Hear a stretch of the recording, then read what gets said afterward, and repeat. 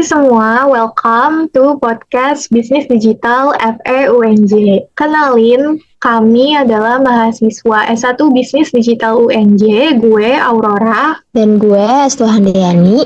Hari ini kita akan membahas sesuatu yang mungkin sering kalian dengar, tetapi mungkin belum sepenuhnya kalian pahami nih guys. Topik kita hari ini yaitu tentang Search Engine Optimization atau yang sering disingkat menjadi SEO. Wow, menarik banget nih topik kita hari ini. Sebenarnya apa sih itu SEO? Terus gimana cara kita bisa manfaatinnya buat maksimalin visibilitas konten kita di platform seperti TikTok atau search engine yang terbesar di dunia yaitu Google. Pertama-tama, mari kita bicara tentang SEO secara umum dulu nih. Jadi, SEO itu kan merupakan sebuah proses yang membantu konten online kamu muncul lebih tinggi di hasil pencarian ketika seseorang mencari sesuatu. Pernah nggak sih kamu tuh mencari sesuatu di Google dan berharap hasilnya sesuai dengan apa yang kamu cari? Itulah salah satu contoh hasil dari SEO yang baik.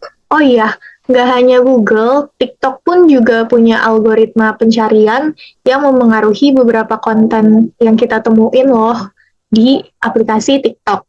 Nah, kira-kira gimana ya cara kita buat mastiin video kita ini bisa tampil di halaman For You atau FYP? Nah, nantinya akan kita bahas di podcast ini. Jadi gimana? Apakah udah siap untuk mendapatkan wawasan tentang SEO yang akan membantu kalian memahami bagaimana memaksimalkan visibilitas konten kamu di TikTok dan Google? Tetaplah bersama kami sepanjang episode ini dan mari kita mulai memahami dunia SEO dengan bahasa yang gampang dimengerti. Let's go! Oke, jadi SEO ini adalah keterampilan penting terutama dalam bisnis digital. Salah satu alasan utamanya adalah karena semakin banyak orang yang ngandelin mesin pencari untuk mencari informasi dan juga produk. Jadi ketika kita pengen nih bisnis kita diketahui oleh banyak orang dan juga ingin mencapai audiens yang lebih luas, kita ini perlu mastiin bahwa mereka bisa menemukan website kita lebih mudah di pencarian Google. Nah, bener banget tuh, Ra. Kita balik lagi nih ke pengertian SEO. Tadi kan SEO itu adalah singkatan dari Search Engine Optimization. Jadi SEO ini adalah proses untuk membuat website lebih mudah ditemukan oleh mesin pencari. Mesin pencari seperti Google menggunakan algoritma untuk menentukan peringkat website di hasil pencarian. Algoritma ini didasarkan pada berbagai faktor termasuk kualitas konten, relevansi konten, dan jumlah tautan ke website. Jadi tujuan utama SEO adalah untuk meningkatkan peringkat website di hasil pencarian Google. Dengan peringkat yang lebih tinggi, website kita akan lebih mudah ditemukan oleh orang-orang yang mencari informasi tentang topik yang kita bahas. Wah, bener banget.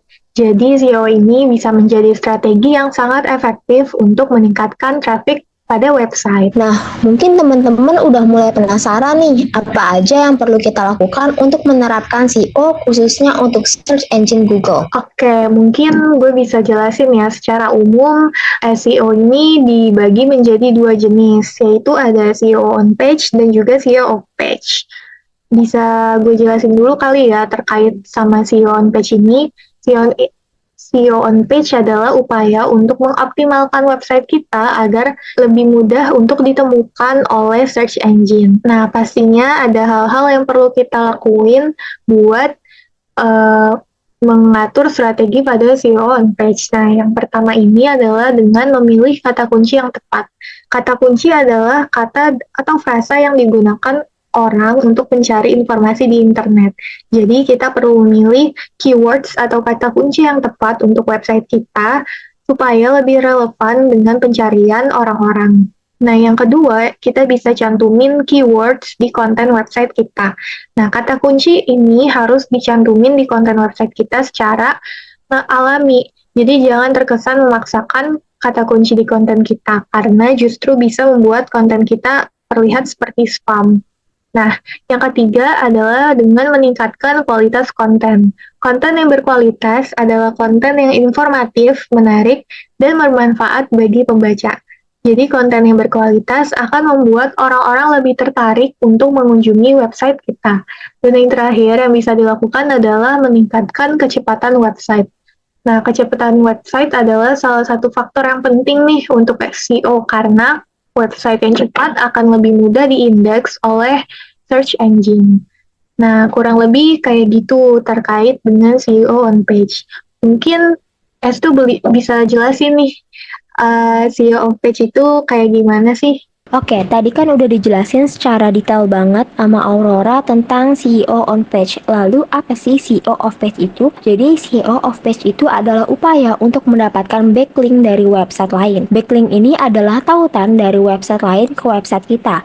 Jadi semakin banyak backlink yang kita dapatkan dari website berkualitas, maka semakin tinggi peringkat website kita di hasil pencarian Google. Ada banyak cara untuk mendapatkan backlink. Salah satu cara yang paling efektif adalah dengan membuat konten yang berkualitas dan bermanfaat.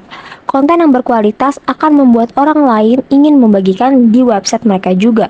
Selain itu, kita juga bisa mendapatkan backlink dengan berpartisipasi di forum, blog, dan juga media sosial.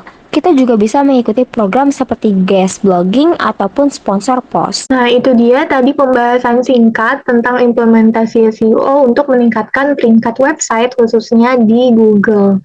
Semoga nanti teman-teman yang dengerin podcast ini dari yang kita udah jelasin tadi bisa membantu kalian untuk ningkatin traffic website yang kalian punya.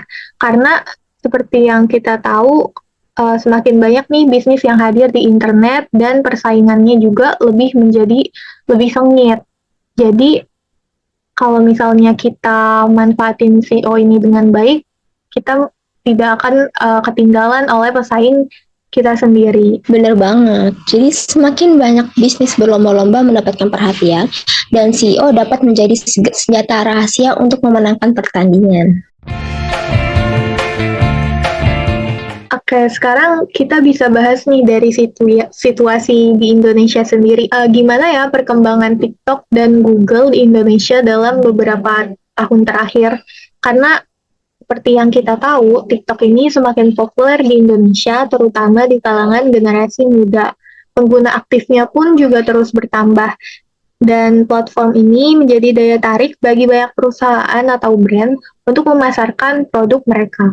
Nah, Indonesia sendiri merupakan negara kedua dengan jumlah pengguna TikTok sebanyak 99,79 juta. Tapi ya, Ra, di sisi lain, Google Search itu masih menjadi raja dalam pencarian online. Banyak orang di Indonesia masih mengandalkan Google untuk mencari informasi.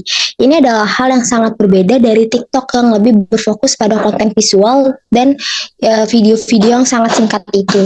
Tapi banyak nih anak-anak muda yang kayak kita, sekitar 40% dari mereka mencari spot yang bagus untuk hangout, makan, dan jalan-jalan itu, mereka lebih mencari tahu di TikTok daripada Google.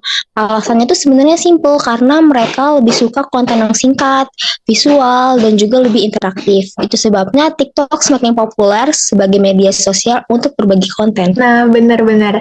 Dan ini pastinya membuka peluang dan tantangan tersendiri untuk perusahaan di Indonesia. Misalnya, perusahaan harus mempertimbangkan platform mana yang paling cocok untuk target audiens mereka.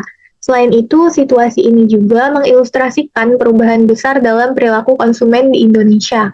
Mereka lebih memilih konten visual dan ringkas dibandingkan dengan pencarian lama di search engine Google. Selain itu, yang udah aku sebutin tadi, kira-kira ada faktor lain nggak sih kenapa TikTok search itu menjadi sangat populer, Restu? Ada dong, Ra. Salah satunya itu Iwom. Iwom tuh juga memainkan peran penting dalam membentuk tren. Misalnya nih, ketika pengguna TikTok berbicara tentang produk kecantikan ataupun fashion tren tertentu, itu dapat memicu minat besar di kalangan pengguna lain. Di Indonesia, di mana media sosial itu sangat populer dan Iwom menjadi semakin sangat penting. Oh iya, betul banget. Iwom juga mempunyai pengaruh tuh pada TikTok search. Kayak komentar, review, sama rekomendasi dari pengguna yang satu ke pengguna lainnya juga mempunyai dampak yang besar ya ternyata. Apalagi kalau lagi lihat akun TikToknya influencer nih ya, atau content creator, dan mereka lagi nyobain suatu produk terbaru, itu pasti banyak banget komentar dari pengguna-pengguna TikTok lainnya. Nah, iya, jadi kalau misalkan suatu brand tertentu nih mau bikin suatu campaign, itu sangat disarankan banget buat bisa nyiptain konten yang interaktif untuk memancing pendapat dan komentar dari pengguna lainnya. Kalau kontennya bagus dan menarik, maka konten tersebut akan lebih mudah untuk masuk ke FYP menggunakan maksudnya untuk masuk ke pengguna FYP di akun-akun lain gitu. Jadi buat kalian yang belum tahu, FYP ini biasanya berisi konten yang direkomendasikan oleh aplikasi TikTok itu sendiri. Tidak jarang konten kreator mencantumkan hashtag FYP untuk meningkatkan visibilitas konten dan mendapatkan lebih banyak view. Oh iya, aku juga punya saran lain nih.